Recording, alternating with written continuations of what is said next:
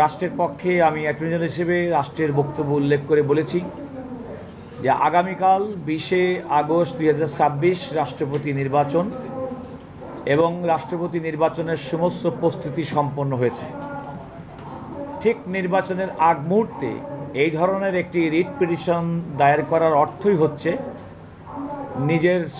প্রচারণা, কারণ তার জানা উচিত যে সংবিধান অনুযায়ী, আমাদের আইন অনুযায়ী রাষ্ট্রপতি নির্বাচন কিভাবে হবে এবং যে বিধান চ্যালেঞ্জ করে তিনি আজকে রিট পিটিশন করেছেন। গতকাল দায়েরকৃত ডক্টর ইউনূস আলী আকন্দর মামলাসহ ইতিপূর্বেও আমাদের সুপ্রিম কোর্টের আপিল বিভাগ এবং হাইকোর্টের বিভিন্ন মামলার রায়ে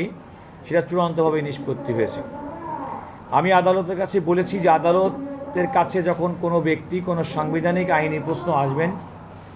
তাকে অন্তত এই কোর্টে আসার জন্যে যে লিগ্যাল আইনগত যে যৌক্তিকতা তা থাকতে হবে। আমি আদালতের কাছে এই ধরনের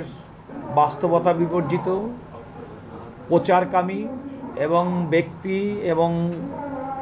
গোষ্ঠীগত স্বার্থ সিদ্ধির জন্য দায়েরকৃত রিট পিটিশন বলে আমি মন্তব্য করে বলেছি, এই ধরনের রিট পিটিশন দায়ের করার জন্য রিট পিটিশনারের কাছে পিটিশনারকে একটা জরিমানা করা হোক। আদালত আমাদের উভয় পক্ষের বক্তব্য শুনেছেন এবং বলেছেন যে রিট পিটিশনার যে রিট পিটিশনটি করেছেন তার কোনো সারবত্তা নেই, এবং এই সারবত্তা নেই এই বিবেচনায় এই রিট পিটিশনটা সরাসরি খারিজ করে দিয়েছেন। আমি আপনাদেরকে এতটুকু বলতে পারি যে হাইকোর্ট বিভাগে গতকাল একটি দায়েরকৃত রিট পিটিশন যেটি সরাসরি খারিজ হয়েছিল, এবং আজকে আরেকজন আইনজীবী দায়েরকৃত এই রিট পিটিশনের খারিজ হওয়ার মাধ্যমে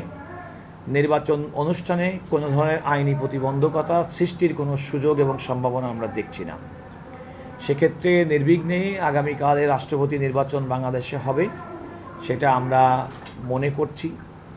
এবং সেক্ষেত্রে আইনগত কোনো প্রতিবন্ধকতার